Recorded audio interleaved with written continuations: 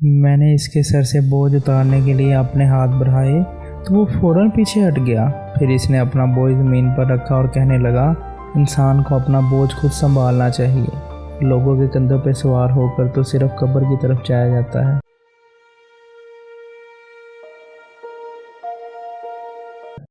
السلام علیکم دوستو، میرا نام ہے نعمان علی اور آپ دیکھ رہے ہیں نم ٹی وی۔ آج ہم بات کریں گے حاتم طائی کے بارے میں۔ آج سے سینکڑوں برس پہلے عرب کے ایک قبیلے میں حاتم نامی شخص پیدا ہوا۔ وہ اتنا سخی تھا کہ اس کی سخاوت کے قصے دنیا بھر میں مشہور تھے۔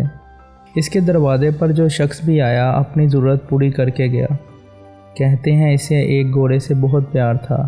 گھوڑا بھی اپنے مالک کا وفادار تھا۔ ایک روز آدھی رات کے قریب اس کے گھر میں چند مہمان آ گئے۔ اتفاق کی بات ہے کہ اس وقت حاتم کے پاس اپنے مہمانوں کی دعوت کے لیے کچھ نہیں تھا اور رات کے وقت اس کا انتظام بھی بہت مشکل تھا۔ حاتم طائی نے اپنا پسندیدہ گھوڑا ذبح کر کے مہمانوں کی دعوت کر ڈالی اور مہمان نوازی کی لاج رکھ لی۔ ایک مرتبہ اس نے عرب کے سرداروں کی دعوت کی۔ اس روز 40 اونٹ ذبح کیے گئے۔ دعوت ختم ہوئی، سردار آپس میں ادھر ادھر کی باتیں کرنے لگے۔ گفتگو حاتم طائی کی سخاوت کے متعلق ہونے لگی۔ ایک سردار نے کہا، حاتم جیسا فراخ دل آج تک پیدا نہیں ہوا اور نہ ہوگا، کیوں نہ یہ سوال حاتم سے کیا جائے۔ ایک سردار نے کہا۔ چنانچہ حاتم سے پوچھا گیا کہ اس نے اپنے آپ سے زیادہ سخی اور عظیم انسان دیکھا ہے؟ حاتم کافی دیر تک سر جھکا کر سوچتا رہا اور پھر مسکرا کر بولا، بہت زیادہ مال و دولت لٹانے کا نام سخاوت نہیں۔ میرے نزدیک سخی اور عظیم انسان وہ ہے جو اپنے بڑے سے بڑے فائدے کے لیے کسی کا چھوٹے سے چھوٹا احسان بھی قبول نہ کرے۔ میں نے اپنی زندگی میں ایسا شخص دیکھا جس کا دل میرے دل سے بڑا تھا۔ سرداروں نے بیک آواز میں کہا، وہ ضرور کسی ملک کا بادشاہ ہوگا جس کے پاس بہت بڑا خزانہ ہوگا۔ نہیں دوستو، ایسی کوئی بات نہیں، حاتم طائی نے جواب دیا۔ وہ تو ایک لکڑہارا تھا۔ تمام سرداروں نے حیرت سے ایک میزبان کو دیکھا تو حاتم نے کہا کہ ایک روز میں نے سارے شہر کی دعوت کی۔ مہمانوں کو کھلانے پلانے کے بعد جنگل کی طرف نکل گیا۔ وہاں میں نے ایک بوڑھے شخص کو دیکھا۔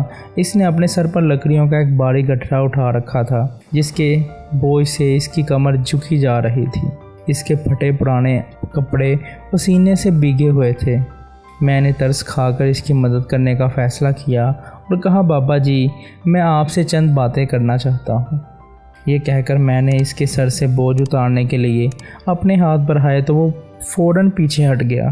پھر اس نے اپنا بوجھ زمین پر رکھا اور کہنے لگا، انسان کو اپنا بوجھ خود سنبھالنا چاہیے۔ لوگوں کے کندھوں پر سوار ہو کر تو صرف قبر کی طرف جایا جاتا ہے۔ مگر بابا جی، آپ اس عمر میں اتنی محنت کیوں کر رہے ہیں؟